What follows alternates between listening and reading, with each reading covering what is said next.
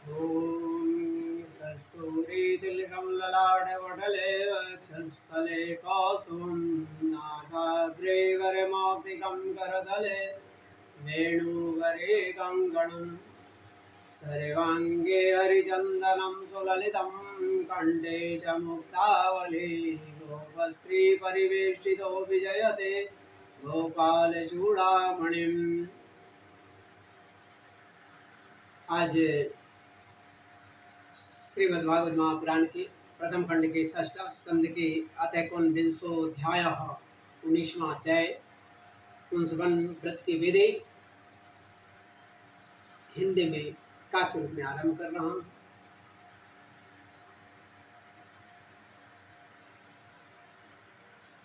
राजा परीक्षित के कई प्रश्नों का उत्तर देते हुए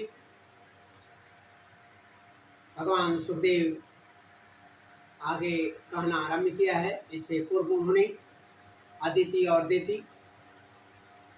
का वर्णन, अदिति और दिति के संतानों का वर्णन, देव तथा मरुदगणों की उत्पत्ति, इंद्र के द्वारा दिति के गर्भ का नाश करने का प्रयास आदि का वर्णन मैं भागवत के अनुसार 18वें अध्याय में किया। अब 19वें अध्याय में उस व्रत को बतलाने जा रहा हूँ जिसको कश्यप जी ने दिति को बताया था, जिसके बल पर मनुष्य, देवता, राक्षस अगर विधि पूर्वक यह व्रत आरंभ करे तो इंद्र के समान या इंद्र को मारने वाला पुत्र पैदा होता है, या जिन कामनाओं के लिए वह कार्य किया जाता है उसका पूर्ति अवश्य। ऐसे भगवान नारायण बड़ा ही प्रसन्न होते हैं। अब इस व्रत की विधि को मैं आप समूह के समक्ष रखता हूँ। भागवत के अनुसार राजा परीक्षित ने कहा कि भगवान, मैं अभी अभी आपसे पुंसवन व्रत के बारे में जाना, इसको किस प्रकार किया जाता है। आपने कहा कि इससे भगवान विष्णु प्रसन्न होते हैं, तो अब मैं पुंसवन व्रत की विधि को जानना चाहता हूँ कि कैसे किया जाता है, इसको करने का क्या तरीका है। तो भगवान सुखदेव जी कहते हैं, हे राजन, शुक्ले मार्गशिरे पक्षे योषिदेवर्तुरतु गया आरवेत व्रतमिदं सारकामिकमादितः।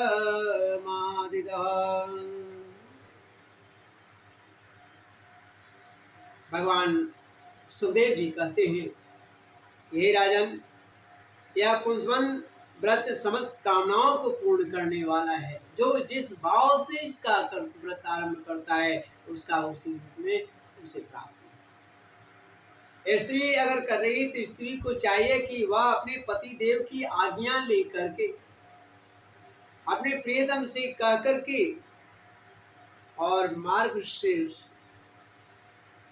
शुक्ल प्रतिपदा से इसे आरंभ करें।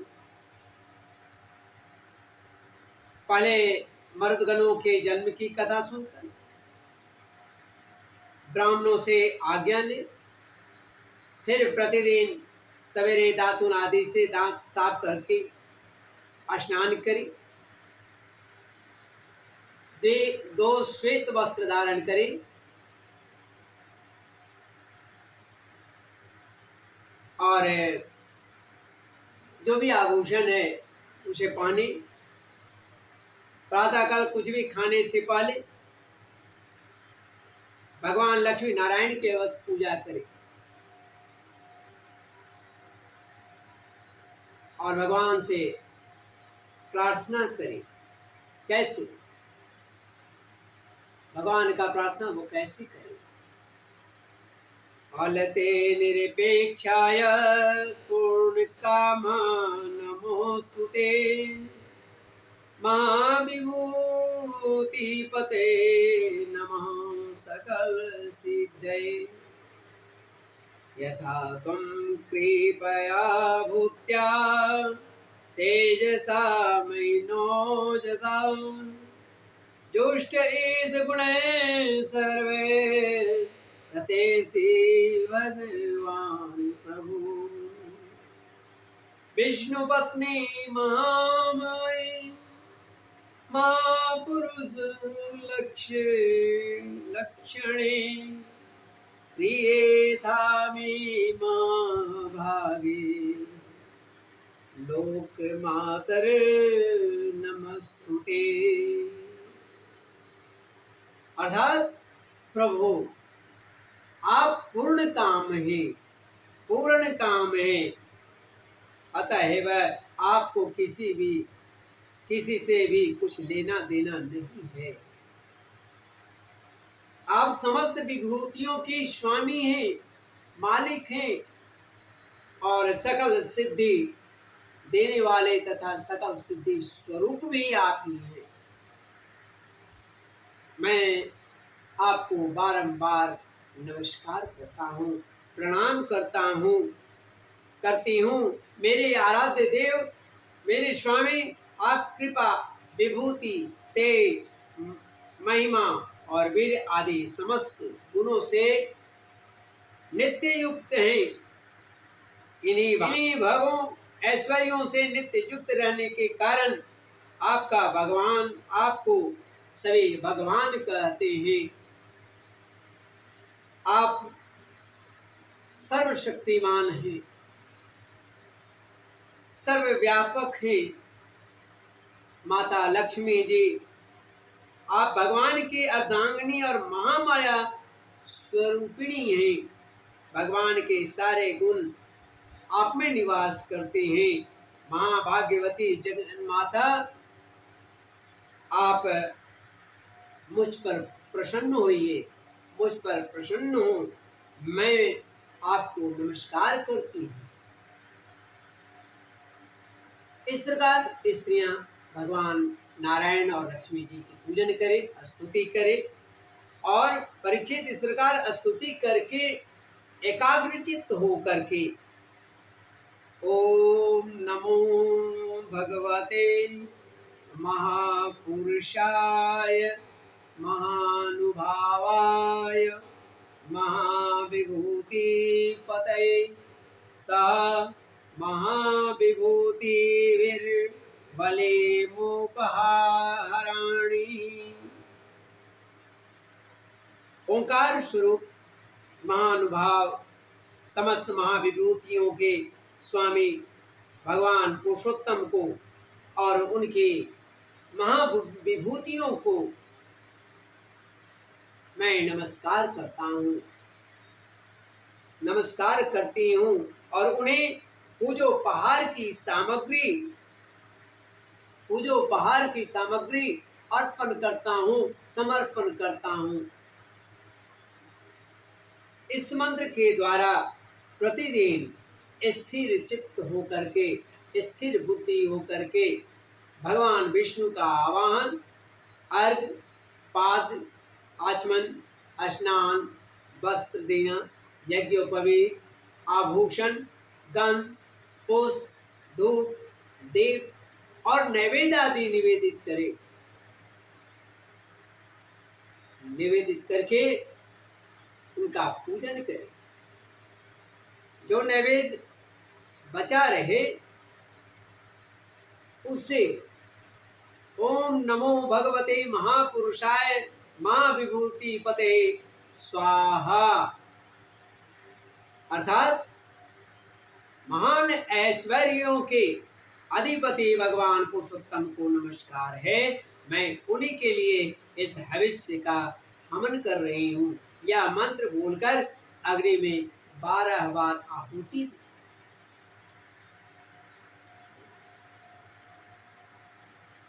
परीक्षित, जो सब प्रकार की संपत्तियों को प्राप्त करना चाहता हो उसे चाहिए कि प्रतिदिन भक्ति भाव से भगवान लक्ष्मी नारायण की पूजन करे, क्योंकि वे ही दोनों समस्त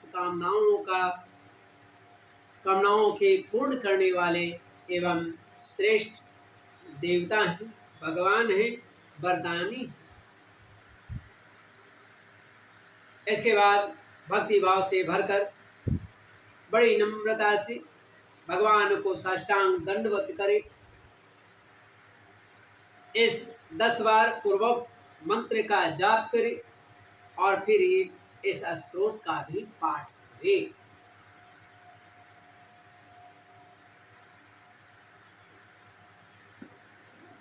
एवं तो विश्वस्य विभो जगतः कारणं परम् इयं हि प्रकृति सूक्ष्मा माया शक्तिर्दुरत्यया तस्या यदीश्वरः साक्षात् त्वमेव पुरुषः परः त्वं सर्वज्ञ क्रियेयं फलभोगो भवान् गुण व्यक्तिरियं देवी व्यञ्जको गुणभोग भवान् व्यञ्जको गुणभोग भवान् त्वं हि सर्वशरीरात्मा हि श्री शरीरेन्द्रियासया नाम रूपे भगवती प्रत्यस्त्वमपाश्रय।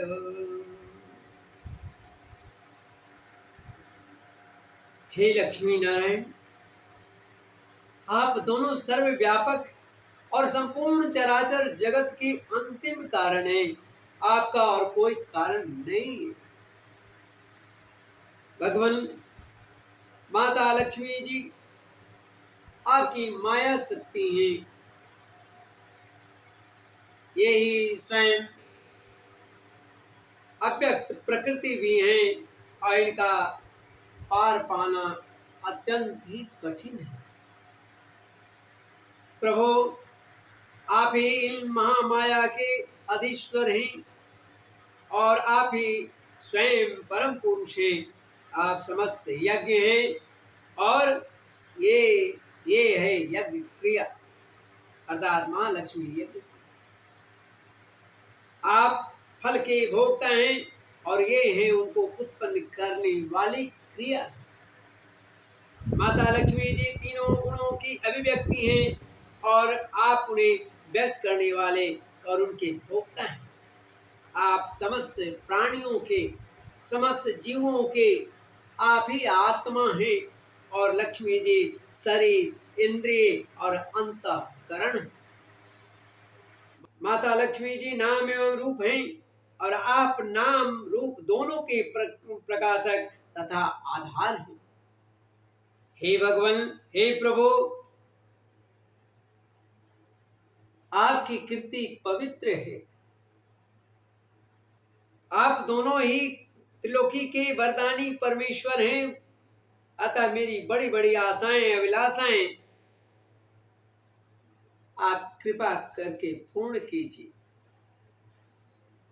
यथा युवं त्रिलोकस्य वरदो परमेष्ठिनो तथा मा उत्तम श्लोक संतो सत्यामाशिषः इत्यवेष्टूय वरदं श्रीनिवासं श्रियास तन्निसार्योपहरणं दत्त्वा च मामर्चयेत्।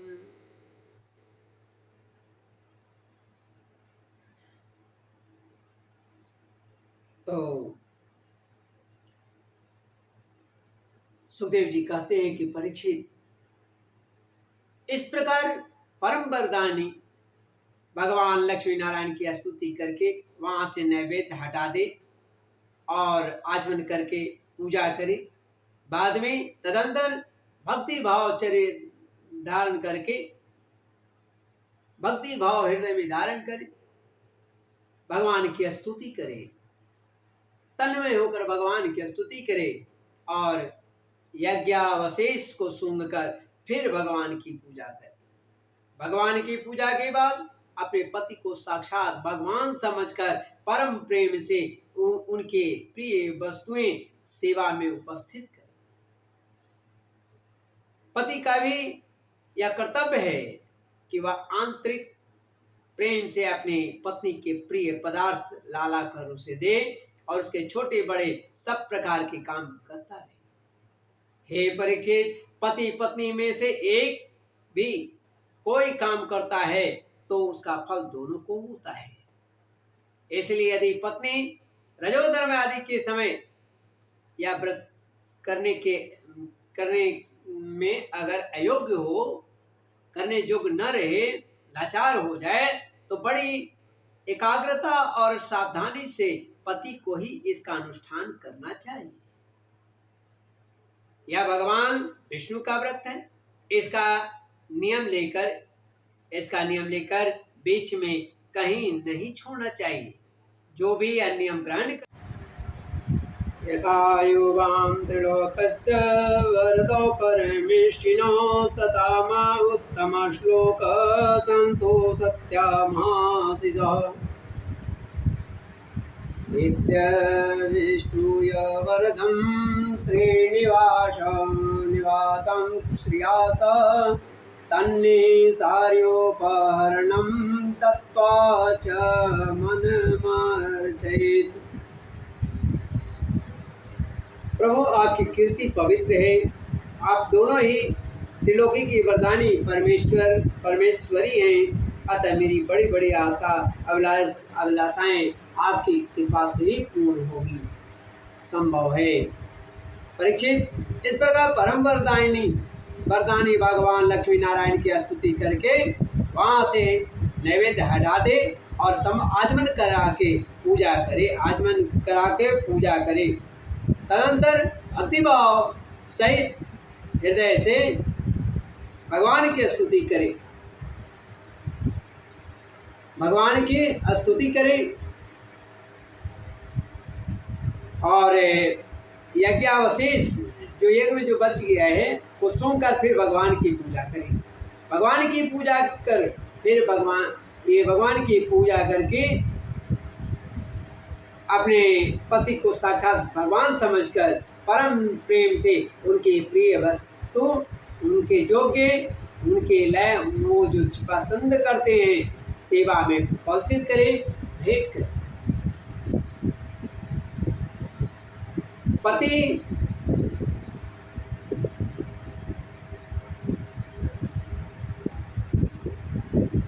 पति का भी कर्तव्य है कि वह आंतरिक प्रेम से अपनी पत्नी के प्रिय पदार्थ ला कर दे और उसके छोटे बड़े सब प्रकार के कार्य को संपन्न करने का प्रयास करे, काम करने का प्रयास करे। परीक्षित, पति पत्नी में से एक भी कोई काम करता है, इस पूजन को करता है, तो उसका फल दोनों को प्राप्त होता है। इसमें तनिक भी संदेह नहीं है।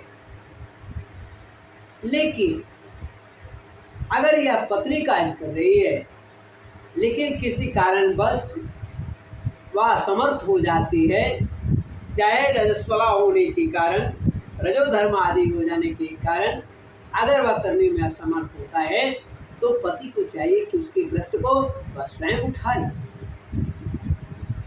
और वह व्रत करने के अयोग्य अगर हो जाए तो बड़ी एकाग्रता और सावधानी से पति को ही इसका अनुष्ठान करना चाहिए।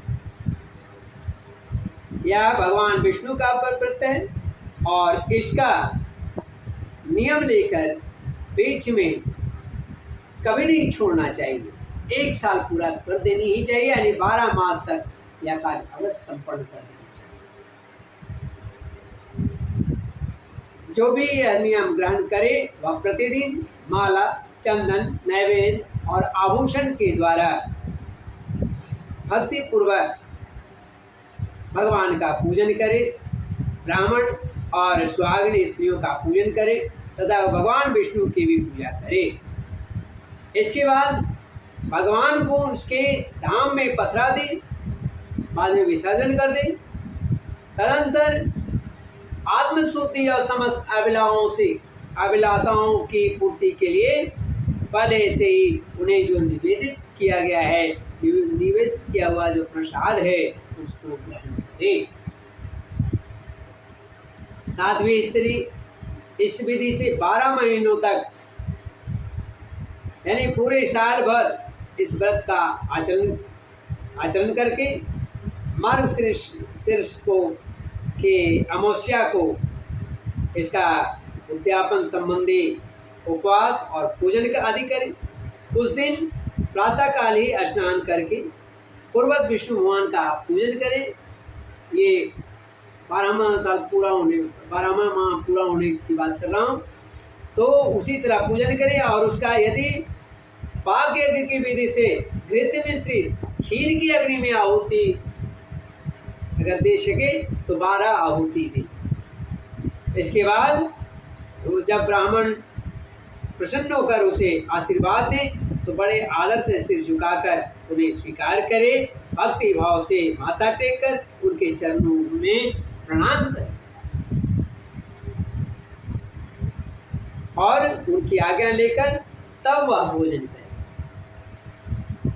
पहले आचार्य को भोजन करा ले पहले, फिर मौन होकर भाई बंधुओं के साथ स्वयं भी भोजन करे।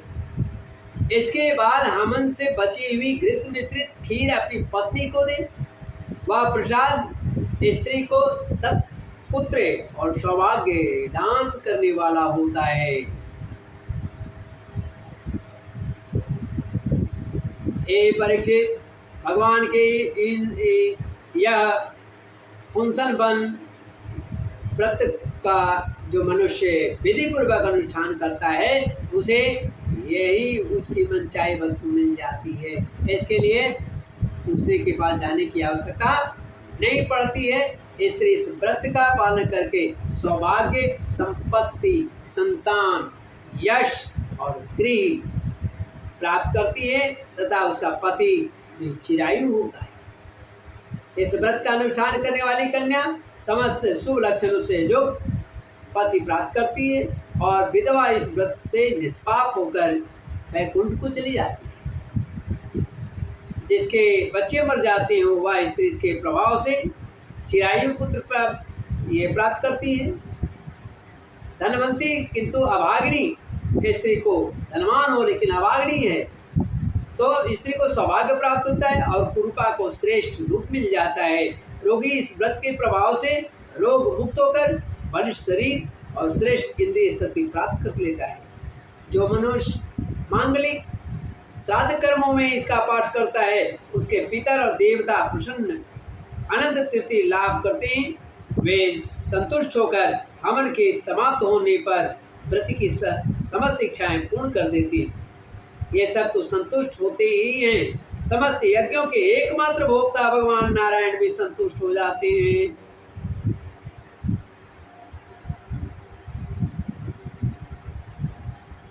और व्रति की समस्त अभिलाषाएं पूर्ण कर देते हैं। हे परीक्षित, मैंने तुम्हें मरुदगणों की आदरणीय और पुण्यप्रद जन्म कथा सुनाई है और साथ ही दीदी के श्रेष्ठ पुंसवन व्रत का वर्णन भी सुना दिया।